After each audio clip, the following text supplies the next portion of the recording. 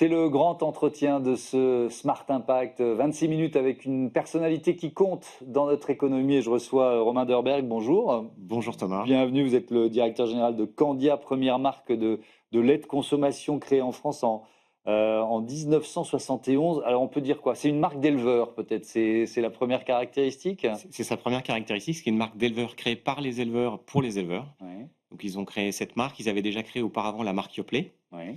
Donc deux marques emblématiques et patrimoniales, hein, on peut dire. Ce sont des marques qui comptent aujourd'hui dans le paysage Mhm. français. Et ils sont très présents effectivement autour de nous pour nous accompagner dans le pilotage de l'entreprise. Voilà, c'est un Ils modèle sont qui, encore présents aujourd'hui? bien sûr, ils sont présents. Donc Oui. les marques appartiennent aux éleveurs, Mhm. à une coopérative qui s'appelle la coopérative Sodial. Oui. Et donc, ce sont les éleveurs qui décident en particulier d'un élément crucial pour eux, qui est le prix du lait, Oui. qui du coup, contrairement à d'autres entreprises, et ce qui fait notre particularité, un peu notre Mhm. unicité, c'est que pour nous, le prix du lait n'est pas une contrainte, mais un objectif. Donc, notre objectif est la rémunération de nos actionnaires et de nos éleveurs. On y reviendra évidemment en détail sur Voilà. cette thématique de la rémunération des éleveurs, mais peut-être sur ce modèle coopératif. Qu'est-ce que ça signifie concrètement? Ça veut dire quoi? Un homme, une voix, comment ça fonctionne? Ouais, alors on dit un homme, une voix, en tout cas un éleveur, une voix, parce qu'il y a Oui, aussi des éleveuses, bien sûr. notamment au bureau et au Mmh, conseil d'administration. mmh, Qu'est-ce que ça veut dire? Ça veut dire qu'on a un parlement, qui va élire un conseil, puis un bureau et ce bureau, en fait, a pour charge de fixer, et de suivre la stratégie de l'entreprise. Stratégie qui est exécutée par les directeurs généraux. Donc, oui, moi, pour la partie, lait, beurre, crème, puisque Candia, ce n'est pas que du lait, c'est oui, aussi un peu de beurre, un peu de crème. mmh. Et donc c'est ça qui change les choses. Avec quelques, je vais donner quelques chiffres clés Ouais. concernant Candia. Alors, on est sur des 724 millions de litres de lait, près de 60 millions de litres de crème, 56 000 tonnes de beurre commercialisées par an. Il y a 6 sites industriels en France, un chiffre d'affaires affiché d'1,5 milliard 1,5 5 en 2024. C'était 1,250 milliard en 2023. En voyant ces chiffres, je me dis, comment on maintient la logique de la coopérative, cette gouvernance dont vous venez de parler, en étant aussi massif, quoi, aussi grand? aussi grand. Ouais. Comment on la maintient? On la maintient déjà avec il y a une forte proximité, vous avez parlé des sites industriels, Mmh. il y a une forte proximité entre les éleveurs et les sites industriels. Ouais. Donc ça se traduit concrètement par, des conseils de région. Voilà, ce Mmh. matin encore, il y avait un conseil de région du Nord. J'avais des questions qui m'étaient remontées par la présidente de région. Ils sont concernés par ce qui se passe dans l'usine. Ouais. Ils discutent avec les commerciaux. Ouais. On Ils a une questionnent votre stratégie?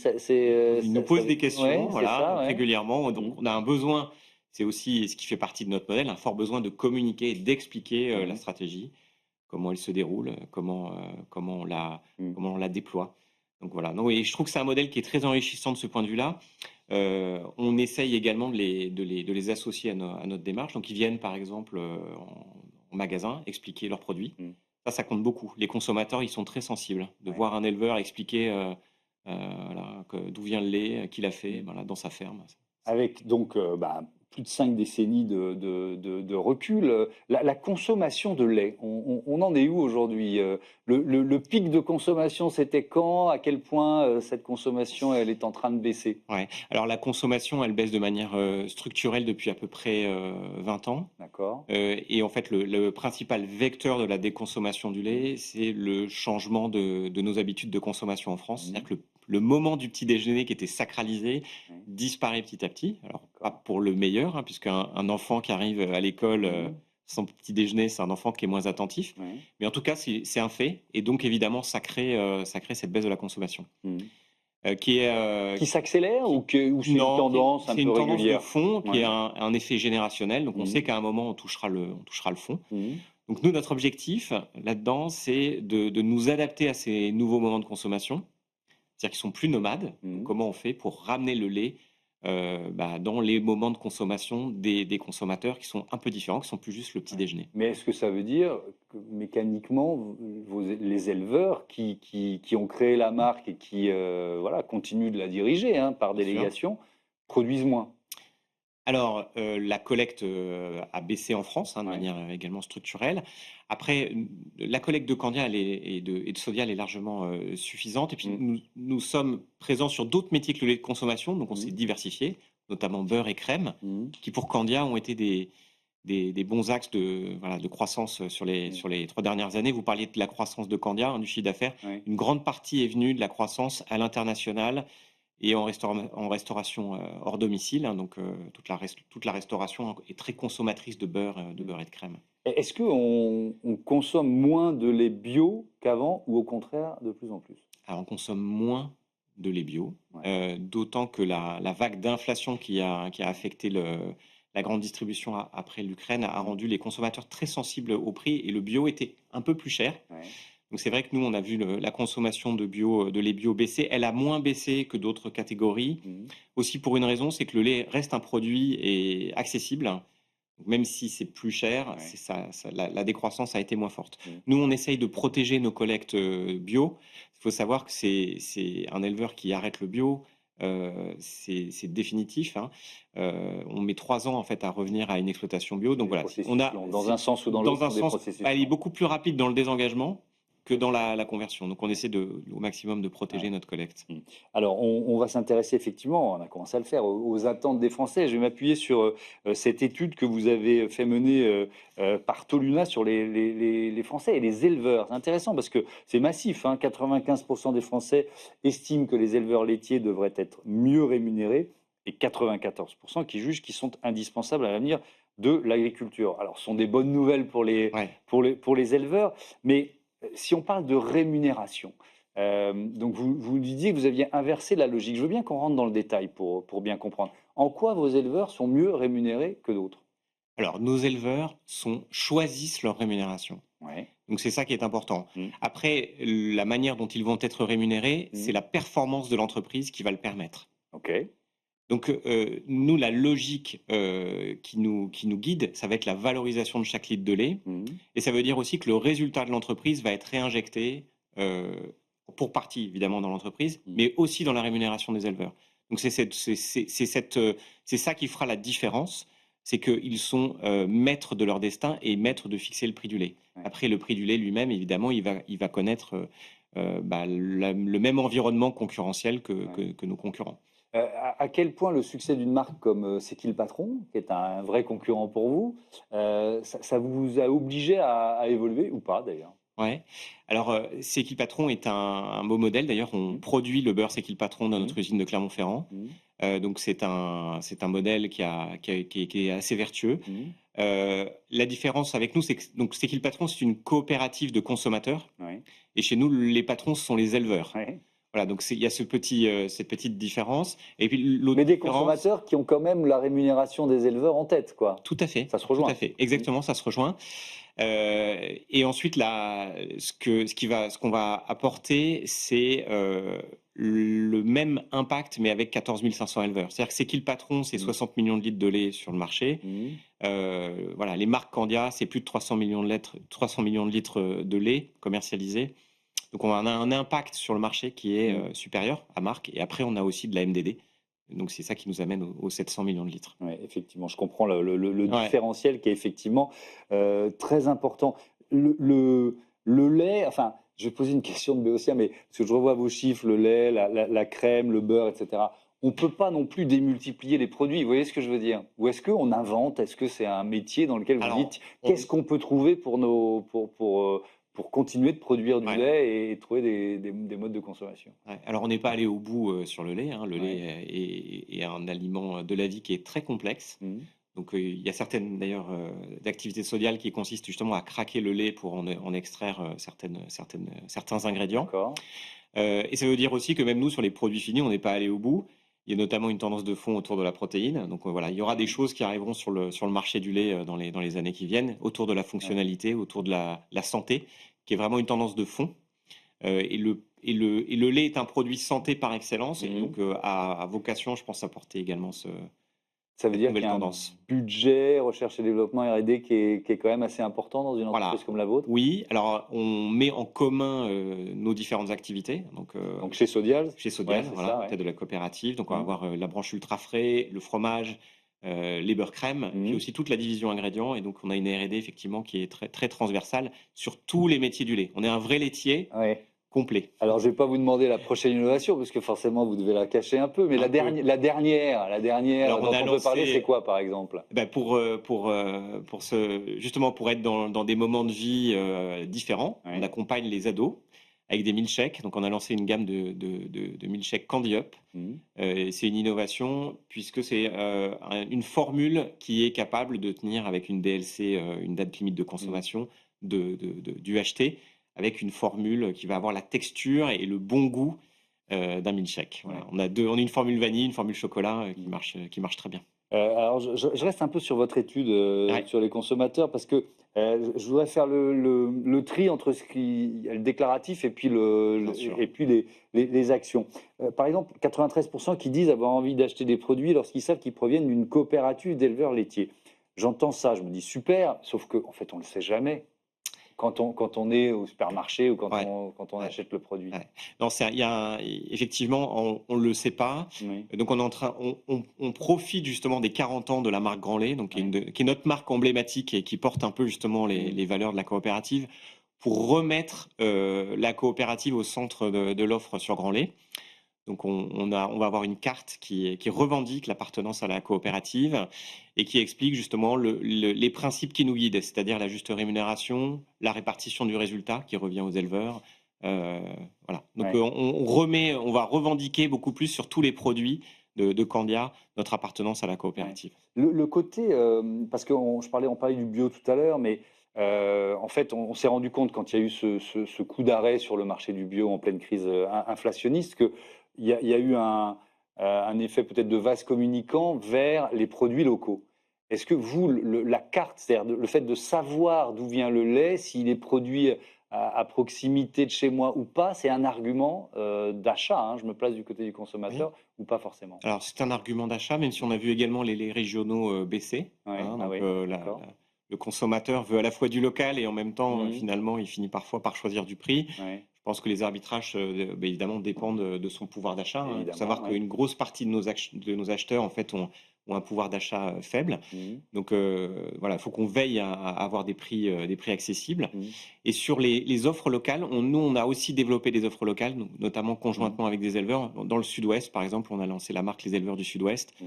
qui porte ce discours local. Ouais. Alors, puisqu'on parle des produits, bah, ça rejoint la question que celui qui était à votre place la semaine dernière, Olivier Vignol, le président exécutif de Domitis, donc ce sont des résidences seniors, hein, je le rappelle, voilà la question qu'il vous pose. Ben, bonjour Romain, moi j'ai évidemment une question pour vous. Est-ce que Candia a fait ou s'apprête à faire des produits spécifiquement dédiés aux seniors parce qu'ils ont aussi une alimentation et une nutrition particulière et qu'il y a très peu de produits qui leur sont dédiés sur le marché. Alors je ne peux que vous inviter à lancer cette gamme de produits. Elle aura un très grand succès. Bah, voilà un joli cadeau, enfin, vous aviez peut-être déjà eu l'idée, mais est-ce que Alors, ça existe? Ça existe peut-être depuis longtemps, je ne sais pas, mais alors le lait reste un très bon produit pour les seniors de oui, manière générale, puisqu'il oui, contient de la protéine. Vous savez qu'avec l'âge, en fait, on perd de la ouais, protéine, donc on a besoin de se renforcer en protéines. Après, effectivement, ça fait partie de nos axes de développement. Le marché de la protéine se développe beaucoup. d'accord. Donc voilà, on a des offres qui sont en train Ah, qui sont en donc train de on voir. est on est dans les innovations, On y travaille, on y dont on peut pas travaille. encore tout à fait Voilà, parler, mais on y ça travaille, ouais, donc c'est un tout à marché fait. que vous aviez évidemment, identifié. La difficulté, c'est de faire quoi? La démonstration que le produit nouveau qu'on va proposer a un effet réel. C'est-à-dire, vous voyez ce que je veux dire? Entre la promesse et la réalité. Donc avant de le lancer, vous devez en faire la preuve, le faire valider par des autorités extérieures? Comment ça marche ça? Comment ça marche? Mmh. En GMS, de manière générale, quand on va lancer, donc on a un encadrement réglementaire Bien sur ce qu'on sûr. peut affirmer. Mmh. Hem, En particulier, si on prend le cas des seniors, en fait, on sait de toute manière qu'il y a une carence, globale, en protéines, Ouais. avec l'âge. Donc en fait, on va répondre très naturellement à une offre. Mmh. Et puis, il faut savoir que la population de seniors va exploser en France et dans le monde, hein, pas Mmh. seulement en France, mais dans le monde, en tout cas dans le monde occidental. Donc c'est un marché qui sera en Mmh. croissance, voilà. Je voudrais qu'on, consacre évidemment, de longues minutes à vos engagements, on va dire environnementaux. Il y a une transformation qui est soutenue par un plan d'investissement que vous affichez. de 200 millions d'euros d'ici 2030. Alors, si je Ouais, ramène ça au chiffre d'affaires d'1,5 milliard, on peut se dire c'est pas énorme, mais bon, c'est quand même un effort assez ouais. important.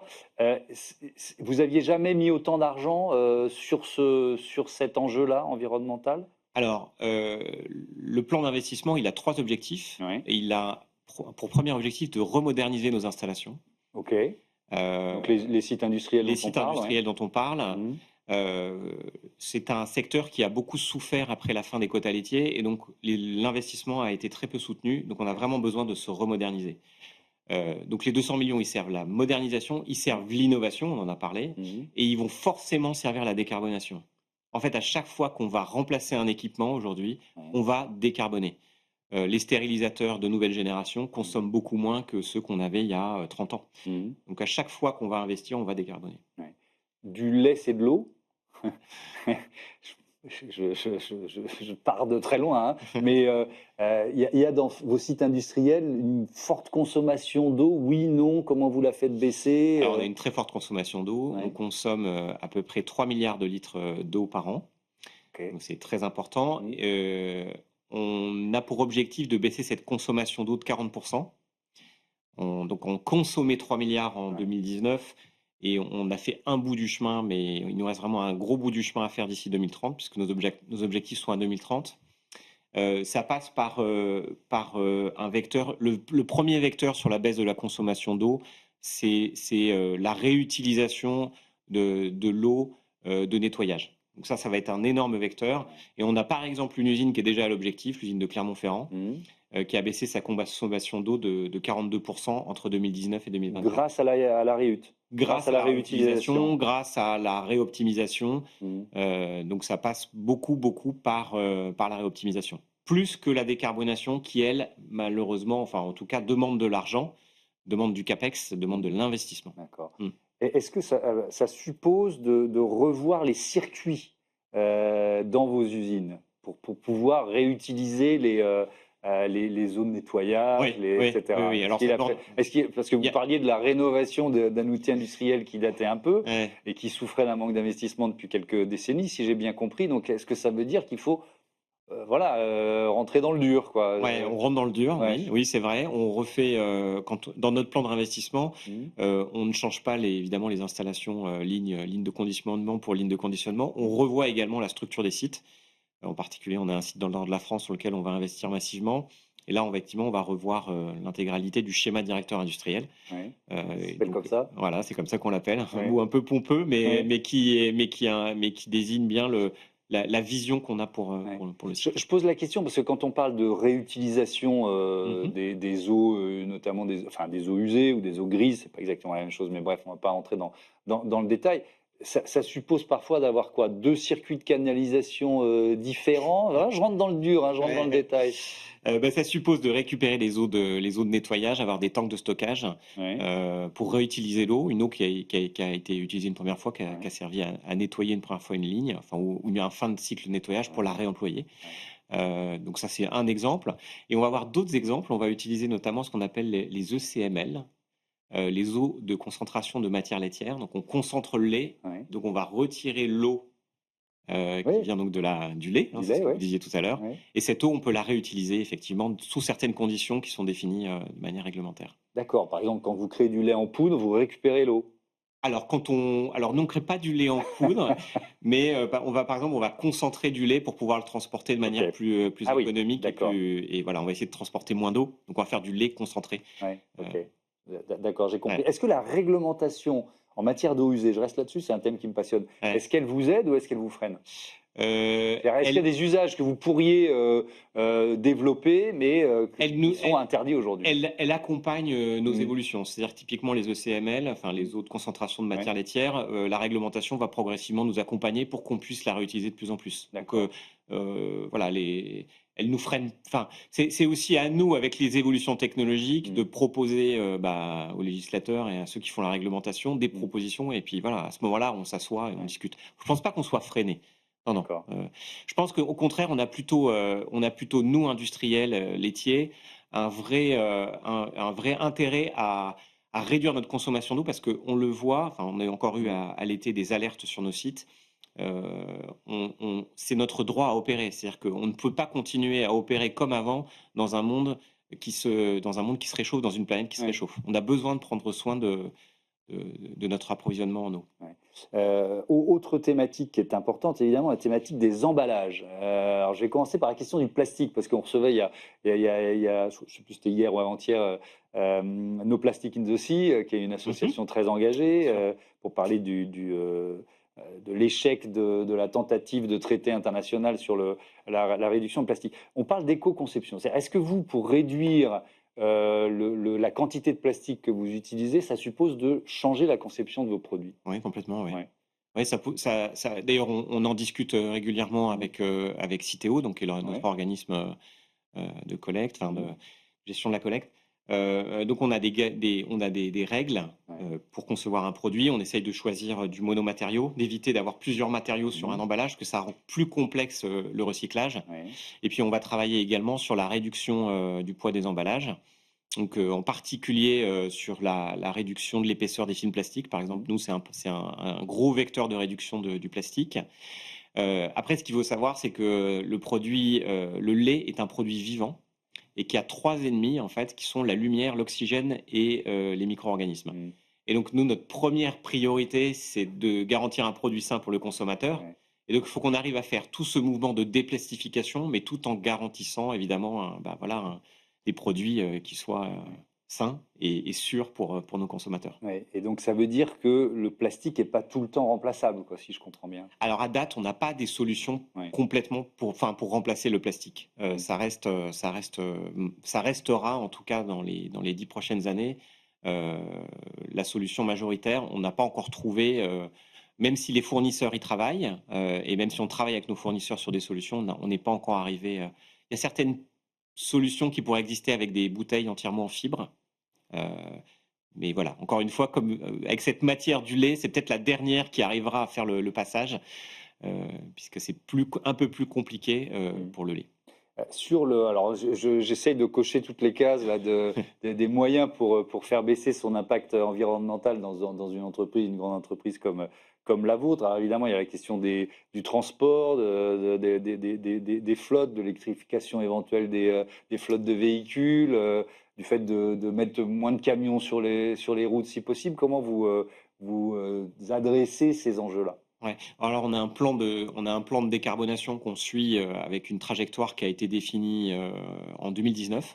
Ouais. Donc on émet à peu près un peu plus de 33 000 tonnes de CO2 par an. On Mmh. émettait en 2019. On a Mmh. fait un gros bout du chemin. On est à moins 17, moins 18%. Mmh. On a beaucoup travaillé en fait sur l'usage de l'énergie. L'Ukraine en particulier et Oui, la vague d'inflation de l'Ukraine, c'est souvent vrai que l'économique, et d'ailleurs bien sûr. on le voit de manière générale, Ouais. l'économique est indissociable de la durabilité. Mmh. Donc les deux sont totalement liés. On peut faire ce qu'on veut à la fin. Il faut que le Ouais. modèle fonctionne. Qu'est-ce que vous prenez comme décision au moment de la vague inflationniste sur l'énergie? En quoi ça a été finalement un accélérateur? Ah bah, c'était un accélérateur déjà d'isoler toute perte de chaleur, ce qu'on appelle la chaleur fatale. Oui. Donc on a dans nos usines encore parfois des circuits mal isolés. Donc on a eu un gros plan d'action sur se débarrasser de toute perte de chaleur fatale. Mmh. Donc ça a été un des vecteurs. Et puis ensuite, on a des plans d'investissement. Alors par exemple, on a le doigt sur le bouton d'une nouvelle biomasse, enfin d'un nouveau système de chaudière Ouais, décarbonant pour un de nos gros sites en d'accord. Rhône-Alpes. Ça nous ferait économiser à peu près 6 000 tonnes de CO2. Donc ça, c'est vraiment transformant et ça nous fera, on sera à quelques milliers de tonnes de Ouais. l'objectif final de 2030. Donc Et on est alors bien embarqué pour ouais. la trajectoire, Et notre trajectoire. ouais, et alors si je vous écoute avec attention, ce que j'essaye de faire, Ouais. l'argument il est autant écologique qu'économique. Ah, les 2 sont totalement liés, oui. Ouais. Ouais, ouais, complètement, et d'ailleurs, si on revient sur l'exemple que j'ai donné sur Mmh. l'eau du site de Clermont-Ferrand, Ouais. pourquoi ce site a agi en premier? Mmh. C'est parce qu'on n'est pas en eau de forage, on était en eau de ville et donc on payait l'eau et donc toutes ces économies qu'on a réalisées sur l'eau, en Mmh. fait, également ont été, rentables pour l'entreprise. Ouais. Et on retrouve la même chose d'ailleurs sur l'énergie décarbonée, on va avoir une énergie plus efficiente. Après souvent les retours sur investissement sont plus longs, donc ça ce sont aussi parfois Mmh. des choix, on va dire d'entreprise. de se dire, on aurait peut-être un rendement plus efficace avec une chaudière classique, mais on va faire ce choix parce que c'est notre engagement et notre trajectoire. D'une certaine façon, c'est ce qui rend la trajectoire crédible, le volet économique. Vous voyez ce que je veux dire? Ouais, bien Parce qu'on sûr. est dans une période de retour de bâton, on voit que les politiques, enfin, c'est presque une bagarre culturelle hein, contre ceux qui disent que le réchauffement climatique est une arnaque. Ouais. Donc, le fait d'avoir l'argument économique, c'est un gage d'un cap tenu, si j'ose dire. Alors, c'est le gage d'un cap tenu, c'est sûr. Après, si on revient à ce qu'est Candia, Ouais. on appartient à des éleveurs. Et s'il y a bien des personnes qui savent qu'il y a un changement climatique, ce sont les éleveurs, puisqu'ils le vivent au quotidien sur leurs exploitations. Hein, on a eu des étés extrêmement chauds, on a eu des perturbations sur les pluviales, sur l'eau. Donc, ça joue sur plein de facteurs entrant dans la ferme. Donc, on est mécaniquement, nous, par nos éleveurs, concernés directement. Vous voyez, et donc, ils feront les choix en même temps que nous et avec autant de conscience que nous que c'est un sujet important. Merci beaucoup Romain Derberg et à bientôt sur Be Smart for Change. On passe tout de suite à la rubrique Startup de notre émission.